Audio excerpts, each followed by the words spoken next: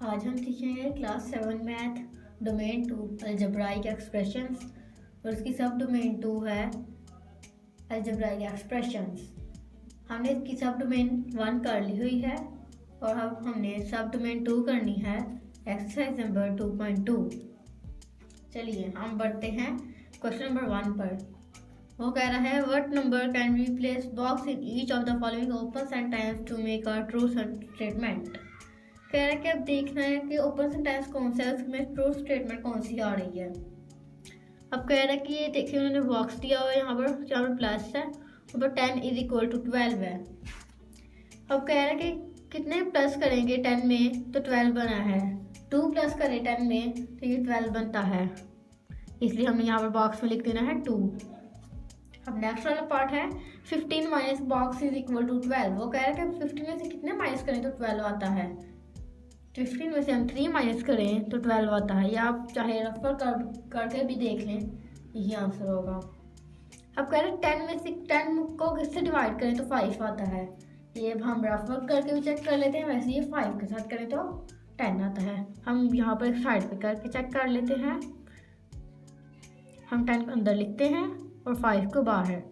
5 2 are 10, इसलिए इसका answer होगा 2। यहाँ पर हम लिख देंगे 2। अब इसका नेक्स्ट वाला पार्ट है box multiply 4 is equal to 28।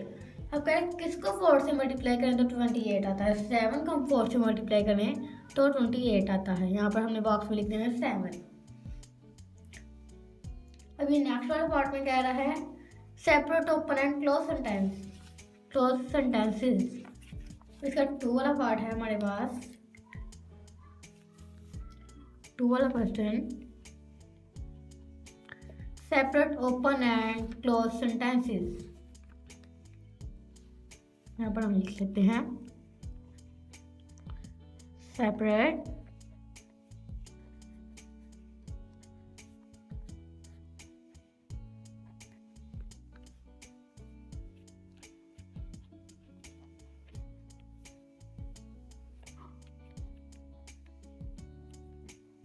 Close sentences.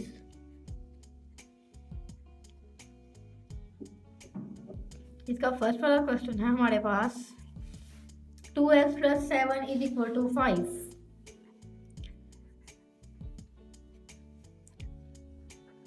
अब हमें कैसे पता चलेगा कि ये ओपन है या क्लोज है। ये अब हमने देखना है कि जिसमें कोई वेरिएबल आता हो वो ओपन सेंटेंस होता है और जिसमें कोई वेरिएबल ना आता हो वो क्लोज सेंटेंस होता है। अब इसमें x है, ये वेरिएबल आ रहा है x इसमें, तो इसलिए ये क्या है ओपन सेंटेंस। हमने यहाँ पर लिख देना है ओपन सेंटेंस।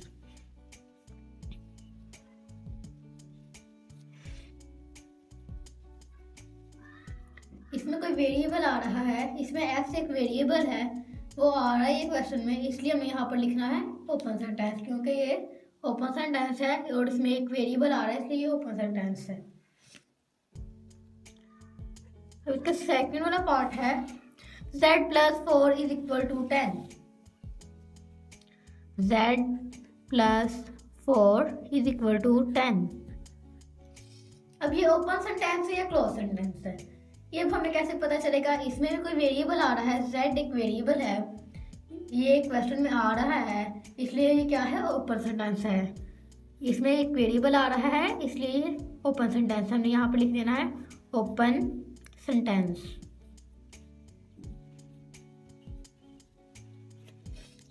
अब इसका थर्ड वाला पार्ट है हमारे पास का 10 + 10 इज इक्वल टू 20।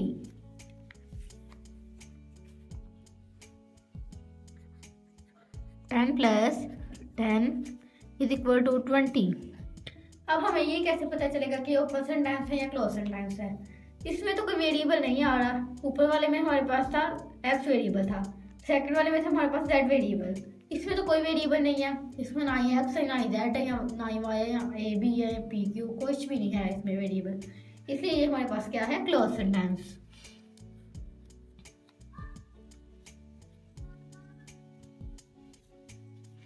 जिसमें कोई वेरिएबल आता हो वो ओपन सेंटेंस होता है। जिसमें कोई वेरिएबल भी ना आता हो वो क्लोज सेंटेंस होता है। और ये 4 वाला क्वेश्चन है हमारे पास। 18 divided by 2 is equal to 9। 18 divided by 2 is equal to 9। अब इसमें भी कोई वेरिएबल नहीं आ रहा, ना इसमें एक्स आ रहा है, ना जेड आ रहा है, ना वाई, ना पी क्यू ए बी, कुछ भी नहीं आ रहा। इसलिए ये भी क्या है, क्लोज सेंटेंस है। Close sentence.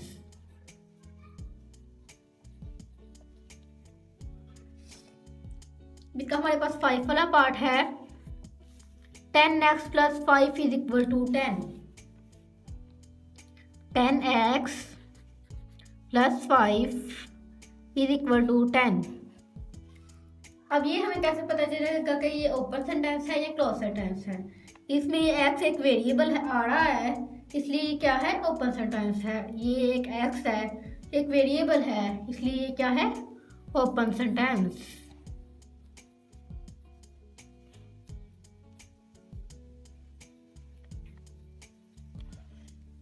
अब इसका हम 6 वाले पार्ट की तरफ चलते हैं। उसमें उसने लिखा हुआ है y plus Z is equal to 16। y plus Z is equal to 16। ये एक ओपन सेंटेंस है या क्लोज सेंटेंस है, ये अब हमें कैसे पता चलेगा? इसमें भी वेरिएबल आ रहे हैं, 2 वेरिएबल आ रहे हैं इसमें, फिर भी ये ओपन सेंटेंस ही रहेगा।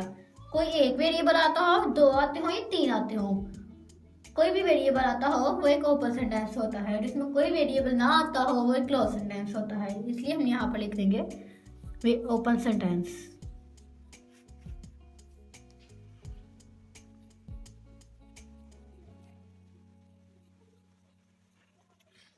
अब इसका 7 वाला पार्ट है हमारे पास। 5a plus 3b is equal to 10। 5a plus 3b is equal to 10। अब इसमें भी वेरिएबल आ रहा है, a और b वेरिएबल आ रहा है, इसलिए ये क्या है, एक ओपन सेंटेंस है। हमने यहाँ पर लिख देना है ओपन सेंटेंस।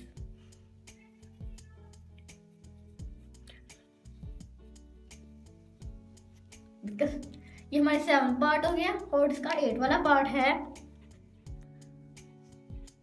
8 वाला पार्ट उसने हमारे पास दिया हुआ है 9 divided by 3 is equal to 3। 9 divided by 3 is equal to 3। अब इसमें तो कोई वेरिएबल नहीं आ रहा, इसमें सारे कांस्टेंट हैं। अगर इसमें कोई वेरिएबल होता तो फिर ये एक क्लोज सेंटेंस, ओपन सेंटेंस होना था। तो इसमें कोई वेरिएबल नहीं आ रहा, इसलिए क्लोज सेंटेंस है। हमने यहाँ पर लिख देना है क्लोज सेंटेंस।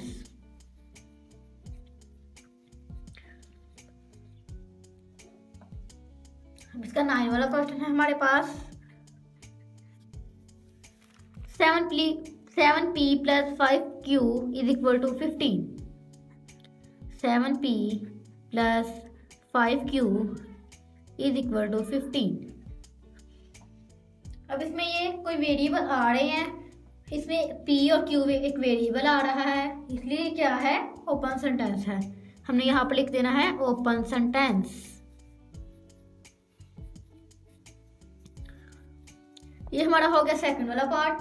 अब हम चलते हैं थर्ड वाले पार्ट की तरफ, वो हम बुक पे ही फिल करेंगे। थर्ड वाले पार्ट में वो कह रहे हैं कंप्लीट द फॉलोइंग टेबल। इस टेबल को फॉलो करें, फॉलोइंग करें, इसको बढ़ें। इसका फर्स्ट वाला उसने दिया हुआ है 4xy। अब कह रहे हैं नंबर ऑफ टर्म्स, नंबर कितने हैं इसमें? नंबर इसमें 4 है, तो ये एक ही आ रहा है इसमें। हम यहाँ पर लिखते हैं ना 1, क्योंकि एक नंबर है। अगर 2 नंबर है तो हम यहाँ पर लिखते हैं ना 2। अब इसमें वेरिएबल्स कितने हैं? वेरिएबल्स है इसमें 2, x और y। हमने यहाँ पर लिख देना है x एंड y, वेरिएबल लिख देना है हमने। अब इसमें कांस्टेंट कौन सा है? कोई कांस्टेंट नहीं है, हमने यहाँ पर लिखते हैं 0, कोई कांस्टेंट नहीं है इसमें। 4x² minus 2y plus 8। अब इसमें नंबर ऑफ टर्म्स कितने हैं? 3। हमने यहाँ पर लिख देना है 3 नंबर ऑफ टर्म्स हैं। इसमें वेरिएबल्स कौन कौन से हैं? x and y। हमने यहाँ पर लिख देना है x y। इसमें कांस्टेंट कौन सा है? 8। ये अकेला एक कांस्टेंट है, हमने यहाँ पर लिख देना है 8। अब इसमें भी नंबर ऑफ टर्म के कौन से हैं, 2 और 20। ये 2 है, हमने यहाँ पर लिख देना है 2। और इसमें वेरिएबल्स कितने हैं, 3, x y z। हमने यहाँ पर लिखना है x, y, z। इसमें कांस्टेंट कितने हैं, 1, हमने यहाँ पर लिख देना है 20, क्योंकि एक कांस्टेंट है वो है 20। हमने यहाँ पर लिख देना है 20। x square minus 2xy plus 16। अब इसमें नंबर ऑफ टर्म कितने हैं, 1, 2 नंबर ऑफ टर्म्स हैं, हमें यहाँ पर लिखना है 2। और वेरिएबल्स कौन कौन से हैं, x y। 2 दफ़ा x आ रहा है, हमने इसलिए यहाँ पर भी लिखना है x एंड y। उसमें कांस्टेंट कौन से हैं, 16। ये 16 कांस्टेंट हमने यहाँ पर लिख देना है। अब हम चलते हैं 4 वाले क्वेश्चन की तरफ। Separate like and unlike terms from the given expressions.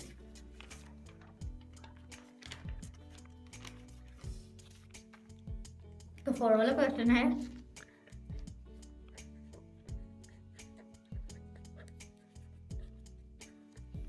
Separate like and unlike terms from the given expressions, from the given expressions।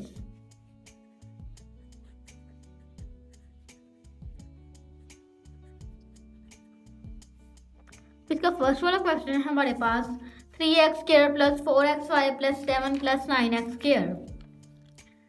3x square plus 4xy plus 7 plus 9x square. अब ये हमें कैसे पता चलेगा कि like term कौन सा और अनलाइक कौन सा है। हम पहले यहाँ पर लिखते हैं लाइक टर्म का पेयर बना लेते हैं पहले, फिर बाद में अनलाइक का टर्म, अनलाइक के टर्म का पेयर बना लेते हैं। अब इसमें लाइक टर्म कौन से हैं, जिसमें एक्स स्क्वायर या एक्स या कांस्टेंट सेम आ रहे हों, वो हमने लाइक टर्म के पेयर में लिखना है। वो इसमें कौन सा सेम है, 3x स्क्वायर और 9x स्क्वायर। ये कांस्टेंट सेम ना हो कोई बात नहीं, लेकिन ये जो वेरिएबल होते हैं और पावर होती हैं वो सेम होनी चाहिए। 3x स्क्वायर और 9x स्क्वायर ये हमारा लाइक टर्म में आएगा। 3x square 9x square. इसका अनलाइक टर्म कौन सा है, अनलाइक टर्म। हमने अनलाइक टर्म के पेयर में क्या क्या लिखना है वो हमें कैसे पता चलेगा। 4xy और 7 ये कोई मैच नहीं हो रहे। अब इसमें वेरिएबल है, इसमें कोई वेरिएबल नहीं है, ये सिर्फ एक कांस्टेंट है, इसलिए हमने यहाँ पर अनलाइक टर्म के पेयर में हमने इसको लिख देना है 4xy 7। ये हमारा हो गया क्वेश्चन सॉल्व। तो इसका सेकंड वाला क्वेश्चन है हमारे पास 4x square y plus 5x square plus 7yx square plus 4x square y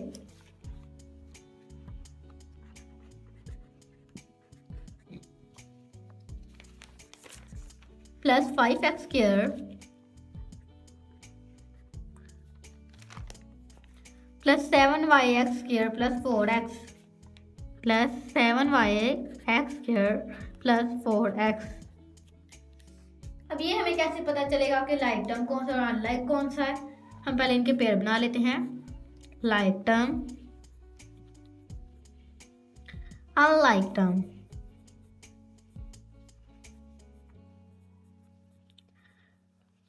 like term है, इसमें हमारे पास 4x स्क्वायर y है और 7yx स्क्वायर है।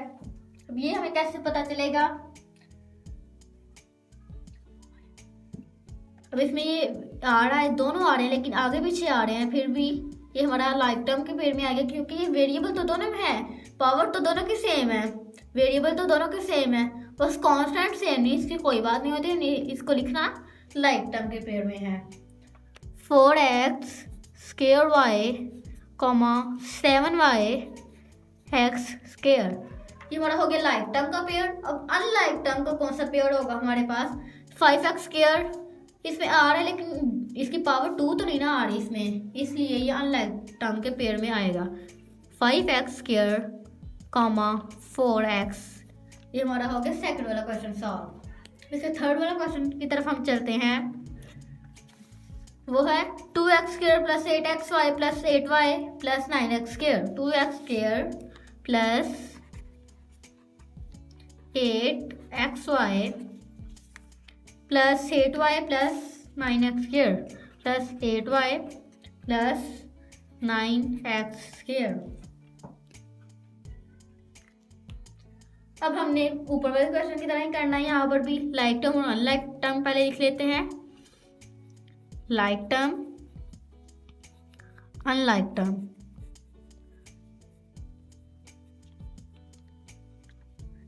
लाइक टर्म अब इसमें कौन से हैं? 2x², 9x²। इसमें कांस्टेंट नहीं सेम आ रहे, लेकिन x ये भी सेम आ रहा है, डिग्री भी इसकी सेम आ रही है, इसकी पावर सेम आ रही है, इसलिए हमें यहाँ पर लिख देना है 2x², 9x²। ये हमारा हो गया लाइक टर्म का पेयर। तो अनलाइक टर्म का पेयर कौन सा होगा हमारे पास? 8xy, ये तो हमारे पास कांस्टेंट सेम आ रहे हैं, इसकी ना सेम हो कोई बात नहीं फिर भी, लेकिन इसमें y आ रहा है, x नहीं आ रहा, इसलिए कौन से पेयर में आएगा? अनलाइक टर्म के पेयर में। 8xy, 8y। 3 वाला ये पार्ट हो गया हमारे, और 4 वाले पार्ट की तरफ हम चलते हैं। 3/2x² + 8 + 9/2x² + 4x। 3/2x² + 8 + 9/2x² + 4x। हमें ऊपर वाले क्वेश्चन की तरह यहाँ पर भी लाइक टर्म और अनलाइक टर्म पहले लिख लेना है। यहाँ पर हम लिखते हैं लाइक टर्म और अनलाइक टर्म। अब लाइक टर्म इसमें से कौन से हैं? 3/2x², 9/2x²। क्योंकि इसमें वेरिएबल तो ये कांस्टेंट तो नहीं सेम आ रही, लेकिन वेरिएबल तो इसकी पावर तो सेम आ रही है, इसलिए हमने इसको लाइक टर्म के पेयर में लिखना है। 3/2x², 9/2x²। ये हमारा हो गया लाइक टर्म के पेयर में। पर अनलाइक टर्म के पेयर में कौन सा आएगा? 8 और 4x। क्योंकि ये बच गया हमारे पास अब 8 है। अब इसमें कोई ये डिग्री वगैरह तो नहीं ना आ रही, इसमें ना इसमें कोई वेरिएबल है, ना ही इसके कांस्टेंट कोई सेम है, इसलिए ये हमारे पास आएगा अनलाइक के पेयर में। ये हमारा हो गया 4 वाला क्वेश्चन सॉल्व। अब हम चलते हैं 5 वाले क्वेश्चन की तरफ। वो कह रहा है separate the equations and inequalities from the following. 5 वाला क्वेश्चन में कह रहा है separate the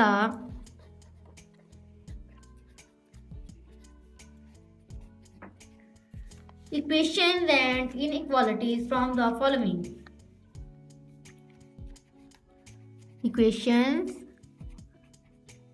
and inequalities from the following.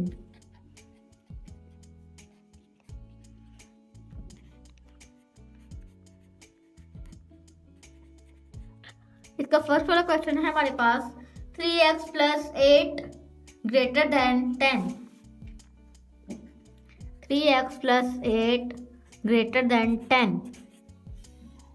जिसमें कोई इक्वल का साइन आ रहा हो, जिसमें कोई इस तरह का इक्वल का साइन आ रहा हो, वो क्या है? हमारा इक्वेशन था। जिसमें कोई इक्वल का साइन ना आ रहा हो, वो क्या है? हमारा इनइक्वालिटीज है।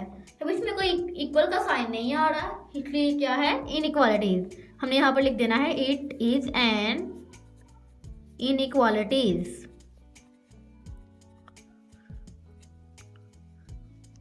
ये हमारा हो गया फर्स्ट वाला क्वेश्चन।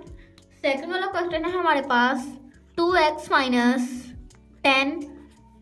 10 < 1। अब इसमें भी कोई इक्वल का साइन नहीं आ रहा, इस तरह का बराबर का निशान नहीं आ रहा, इसलिए यहाँ पर भी हमने लिखना है इट इज एन इनइक्वालिटीज। ये हमारा हो गया सेकंड वाला क्वेश्चन। थर्ड वाला क्वेश्चन में वो कह रहा है 3x minus 4 is equal to 7x. 3x minus 4 is equal to 7x. अब इसमें बराबर का निशान आ रहा है यहाँ पर, इसलिए ये क्या है, इट इज एन इक्वेशन। ये इस तरह का निशान यहाँ पर आ रहा है, इसलिए ये क्या है, इट इज एन इक्वेशन।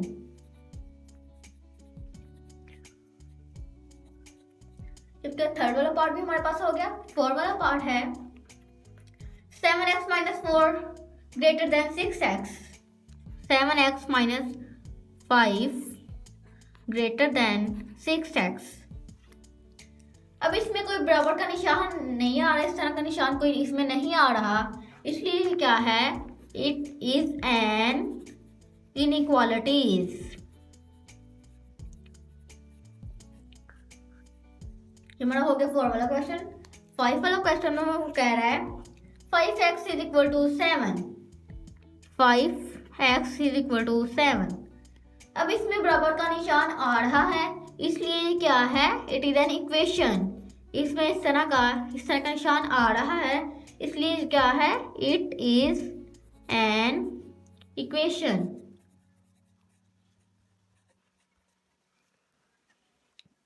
ये हमारा हो गया 5 वाला क्वेश्चन। 6 वाले क्वेश्चन में कह रहा है 8x लेस देन 5। अब इसमें कोई बराबर का निशान नहीं आ रहा, इसलिए क्या है, it is an inequalities. It is an inequalities.